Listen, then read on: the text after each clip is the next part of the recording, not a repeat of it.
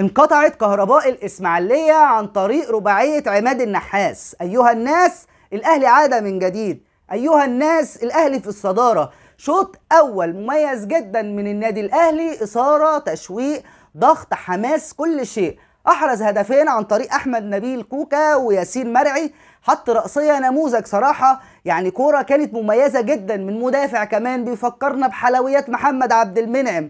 والشوط الثاني النادي الاهلي بعد دخوله بلحظات يحرز الهدف الثالث عن طريق محمد شريف، وقلنا المباراه ماتت اكلينيكيا. لكن رضا شحاته كان ليه راي اخر، هو ولاعيبه النادي الاهلي اللي كان عندها استهتار، كان عندها تهاون، كان عندها بطء ولاك في الاداء. قدر ان هو يعود تاني للمباراة بهدفين مميزين جدا. 3-2. الاثارة بتزيد والحماسة بتزيد، والحقيقة المباراة بتشتعل وتعود تاني الى ان جاءت لحظة الحسم عن طريق اشرف بن شرقي. انا بتاع حلويات، انا بتاع بسبوسة، انا اشرف بن شرقي، وان كنت ناس افكرك.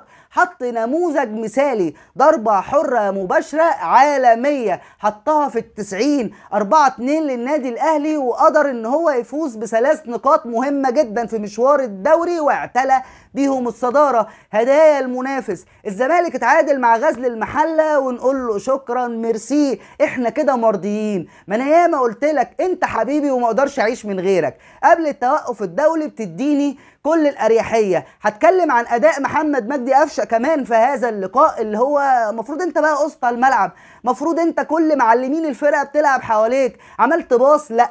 عملت سروق؟ مفيش. عملت لعبه فيها حتى ذكاء؟ ده الراجل اداها لك وانت اوفسايد، يعني مش هقدر اتكلم عنك. من سيء الى اسوأ. وحشيد وحسني باداء محمد هاني بعد 20 سنه لعب في النادي الاهلي، اخيرا اقنعنا، اخيرا نضج، بيعمل اوفر، بيعمل اسيست، بيدافع ويهاجم. لا، محمد هاني احنا هنمسك الخشب. يعني الحقيقه عندنا باك يمين دلوقتي بيعرف يشيل الكوره اوفر. يا لهوي، انا مش مصدق نفسي. اداء النادي الاهلي محتاج سنه رجوله خلال ال90 دقيقه.